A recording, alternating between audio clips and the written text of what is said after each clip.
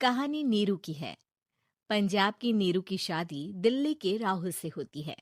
दिल्ली कितना बड़ा शहर है ना, लेकिन आप लोगों का घर तो बहुत छोटा है। हमारे पंजाब में तो ये बड़े बड़े घर होते हैं कि मजा ही आ जाता है। कोई बात नहीं नीरू, मैं भी तुम्हारे लिए बहुत बड़ा मकान बनाऊंगा बहुत जल्दी। नीरू के पिता जहाँ पंजाब के जाने माने व्यापारी थे, वहीं उसका पति राहुल दिल्ली में एक सिंपल नौकरी करता था। माँ, यहाँ तो घी मक्खन इतना महंगा है कि क्या बताऊं। मैं तो तरस ही जाती हूँ घी खाने के लिए। नीरू की माँ को ये सुनकर बहुत दुख होता है। मेरी बेटी को घी नसीब नहीं हो रहा है और ये बहू यहाँ बैठकर घी में शक्कर डाल रही है। देख वनिता, मैं साफ कह रही हूँ, इस घर में जितना घी आएगा उतना ही मेरी बेटी के घर दिल्ली भी जाएगा। अरे, ये क्या बात होती है माँ जी? बेटी का उतना ही करो जो अच्छा लगे। अब क्या मायके से घी और मक्खन तक की सप्लाई करोगी आप? हाँ, मेरी बेटी किसी चीज को तरसे मुझसे बर्दाश्त नहीं होता। अब क्या था, नीरू के मायके में 2 किलो घी आता तो 2 किलो दिल्ली जाता नीरू के पास। एक दिन, माँ, बड़ी गर्मी पड़ती है दिल्ली में। इस घर में तो एक ही एसी है और वो भी ड्राइंग रूम में। सारा परिवार एक ही कमरे में सोता है। हाँ बेटा, वो तो हर घर की कहानी है। यहाँ भी एक ही एसी है। अरे बिल इतना आता है कि क्या बोलूं। तभी वहां राकेश आ जाता है। माँ, थोड़ी देर में यहाँ कुछ प्लम्बर आएंगे मेरे कमरे में एसी लगाने। जरा ध्यान से लगवा देना ना माँ। ओए, ऐसे कैसे तेरे कमरे में एसी लगेगा? हाँ राकेश, एक बार बात तो कर लेता। अरे पापा, वो वनिता को गर्मी में नींद नहीं आती। ड्राइंग रूम में सबके साथ सोने में वो अनकंफर्टेबल है, इसलिए। अरे पूरे परिवार के साथ वहां तेरी बहन नीरू भी तो सोती है। वो नहीं हो रही क्या अनकंफर्टेबल? समझ रहा है ना? अगर एसी लगेगा तो एक दिल्ली में तेरी बहन के कमरे में भी लगेगा, तभी तू लगा सकेगा। राकेश वनिता को सारी बात बताता है। वनिता करती भी क्या, मन मार कर बैठ जाती है। माँ, ये लोग ठीक नहीं है, क्या करूं मैं? अरे बेटी, यहाँ आ जा, तू यहाँ आकर रह ले। अरे छोड़ दे ऐसे पति को। कैसे छोड़ दूं माँ? समाज क्या कहेगा, लोग क्या कहेंगे? वैसे भी मेरा एक बेटा है मयंक। अरे हटा बेटा, तेरी उम्र ही क्या है? इतनी परेशान रहेगी तो काम कैसे चलेगा? खैर, बात आई गई हो जाती है।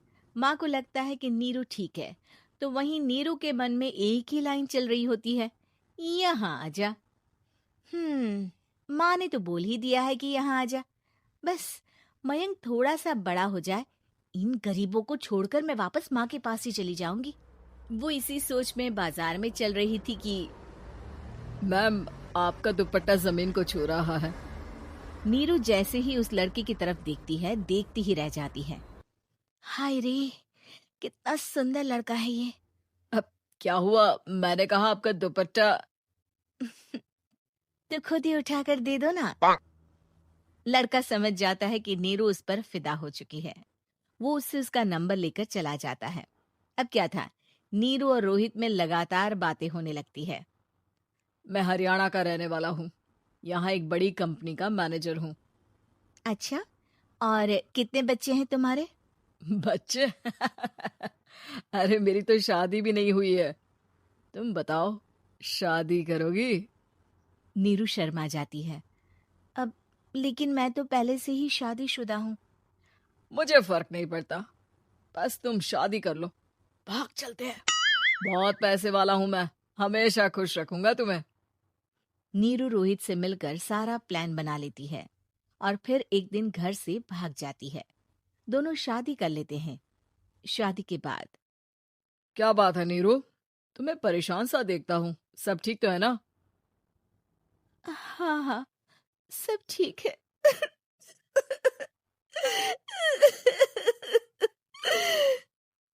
ये कहते कहते ही वो रोने लगती है। अरे क्या हो गया, रो क्यों रही हो? मैंने तुमसे एक बात छुपाई है और वही बात अब मुझे परेशान कर रही है। रोहित, मेरा एक बेटा भी है, उसका नाम मयंक है। क्या बात कर रही हो? ये तुमने मुझे पहले क्यों नहीं बताया?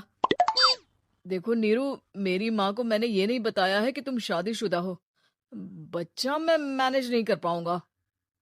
नीरू को समझ में नहीं आता कि वो क्या करे। अ, तुम उस बच्चे को अपनी माँ को क्यों नहीं दे देती? नीरू चुपके से माँ को फोन करती है। माँ, क्या मयंक को तुम रख सकती हो? बेटा, मैं राकेश के साथ बात करती हूँ। आखिर घर का बेटा वही है, जो वो बोलेगा। वैसे भी बेटा, तूने जो किया है ना, उसके बाद से पूरा घर तेरी बुराई कर रहा है। मैं भी अब किसी से तेरे लिए लड़ नहीं सकती। राकेश बेटा, नीरू ने तो जो किया बहुत ही बुरा किया, लेकिन मैं सोच रही थी कि क्यों ना मयंक को हम यहाँ ले आए। तभी वनीता बोल पड़ती है। वाह जी, ऐसे कैसे यहाँ ले आए? यहाँ क्या भंडारा भरा है? और जिस बच्चे की माँ ने नहीं सोचा, उसके लिए हम क्यों सोचे? नीरू को एक बार तो अपने बच्चे के बारे में सोचना चाहिए था ना। अरे लेकिन तेरे पास भी तो लड़का नहीं है ना वनीता। माँ, वनीता ठीक बोल रही है। कल को वो बड़ा होकर इसी घर का हिस्सा मांगेगा, तो हम क्या करेंगे? माँ कहती भी तो क्या, वो चुप रह जाती है। वहीं नीरू का पहला पति कहता है। माँ, अगर आज भी वो वापस आ जाए तो मैं उसे माफ कर दूंगा। बेटा, गरीबी चीज ही ऐसी है, क्या करेगा? तू तो अब मयंक का सोच। वो बेचारा तो बिना माँ का हो गया। मयंक के खातिर तू दूसरी शादी कर ले बेटा। लोगों के लाख समझाने के बाद नीरू के पहले पति की शादी रिद्धि से हो जाती है, जिसके पहले पति से 2 बच्चे होते हैं। देखो जी, मैंने शादी सिर्फ बच्चे के खातिर की है। मैंने भी शादी सिर्फ बच्चों के खातिर की है। वहीं नीरू के दूसरे पति के मन में ये बात घर कर जाती है कि नीरू एक मासूम बच्चे को उसके खातिर छोड़ कर आई है। अब देखो नीरू, मुझे लगता है कि जो औरत अपनी कोख का बच्चा छोड़ सकती है, वो तो कुछ भी कर सकती है। कल को तुम्हें मुझसे अच्छा कोई मिल गया तो तुम तो मुझे भी बाय बाय कर दोगी ना। नीरू को अब उसका दूसरा पति ताने देना शुरू कर देता है। तंग आकर नीरू उसके यहाँ से भागकर अपने पहले पति के पास चली जाती है, लेकिन ससुराल में क्या लेने आई है नीरू, मयंक को? नहीं नहीं सासू माँ, मुझसे गलती हो गई, मुझे माफ कर दीजिए। नीरू, अब वक्त खत्म हो गया है, मेरी शादी हो चुकी है। तो छोड़ दो ना उसे, हमारा बच्चा है। मैं आपको अपनी माँ नहीं मानता, मेरी नहीं मान तो बात अच्छी है। नीरू मयंक की बात सुनकर समझ जाती है कि उसके पास अब ना आसमान रहा, ना ही जमीन।